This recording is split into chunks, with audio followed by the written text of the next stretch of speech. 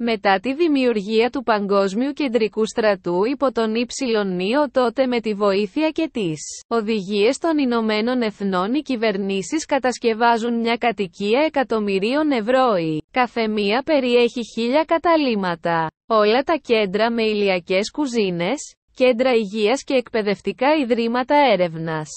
Στη συνέχεια θα κατασκευαστούν λίμνες €1.000.000, όλες συνδέονται με ποτάμια.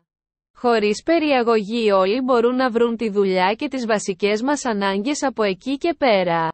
Στη συνέχεια αυτόματα, η υπερθέρμανση του πλανήτη θα μειωθεί στα απαραίτητα. Θα υπάρξει ένας άμεσος γάμος εάν κάποιος οριμάσει σωματικά και ψυχικά.